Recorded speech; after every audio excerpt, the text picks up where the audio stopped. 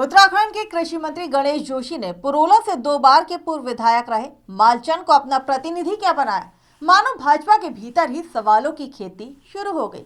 कृषि मंत्री के एक फैसले ने भाजपा के भीतर ही सियासी भूचाल ला दिया। मंत्री गणेश जोशी ने पुरोला से 2 बार के पूर्व विधायक रहे मालचंद को अपना प्रतिनिधि क्या बनाया। यही फैसला मौजूदा भाजपा विधायक दुर्गेश्वर लाल को जरा भी रास नहीं आया। पूर्व विधायक जी को जो है दो बार के विधायक जी रहे हैं, उनको जो अपना प्रतिनिधि मतलब एक तरीके से ये कह लीजिए एक चपरासी बनाया है।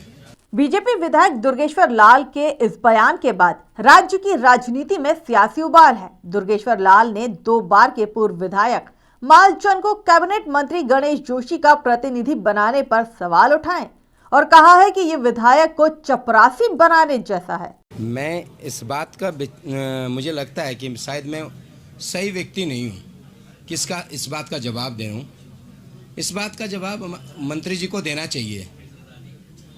हमारे कार्यकर्ता सैकड़ों हजारों संख्या में हैं जो झंडा लगाते हैं, दरी बिछाते हैं और जाके पार्टी के लिए दिन रात काम करते हैं।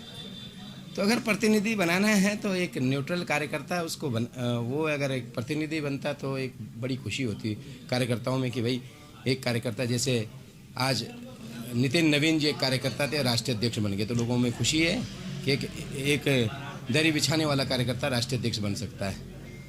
लेकिन अब पूर्व विधायक जी को जो है दो बार के विधायक जी रहे हैं, उनको जो अपना प्रतिनिधि मतलब एक तरीके से ये कह लीजिए एक चपरासी बनाया है, तो ये बात थोड़ी हजम नहीं होती है। तो शायद विधायक जी को अपने आप जो है खुद खंडन कर देना चाहिए कि मुझे जो है मैं 2 बार का विधायक हूँ। विधायक अपने आप में एक अपनी अलग प्रोटोकॉल है, भले वो पूर्व है लेकिन 2 बार के विधायक हैं और उनको प्रतिनिधि उनको जो अगर वो बनाया जा रहा है मतलब प्रतिनिधि बनाया जा रहा है तो मंत्री जी को एक बार हो सकता है मंत्री जी से कोई मिस्टेक हुई हो या उन्होंने देखा नहीं हो किस ऐसा भी हो सकता है मंत्री जी को आप पर भरोसा नहीं होगा क्योंकि उनके कार्य आपके वहाँ उनके मंत्रालय के कार्य वहाँ पे बढ़िया नहीं आप कर पा रहे होंगे, नहीं योजनाएं पहुँचा पा रहे हैं, इसलिए उनको उन्होंने जिम्मेदारी दी। अब इस विषय पे तो मंत्री जी ही बता पाएंगे क्योंकि मंत्री जी आकलन करते हैं और मेरी भी अभी तक मंत्री जी से बात नहीं हुई। मैं भी मंत्री जी से बात करूँगा कि अगर ऐसा कुछ है तो डेफिनेटली इस संबंध में उनसे बात करेंगे। लेकिन इसका जो है अगर सही जवाबदेही व्यक्ति हों माननीय मंत्री जी होंगे। असल में कैबिनेट मंत्री गणेश जोशी ने 2 बार के पूर्व विधायक मालचंद को अपना प्रतिनिधि बनाया।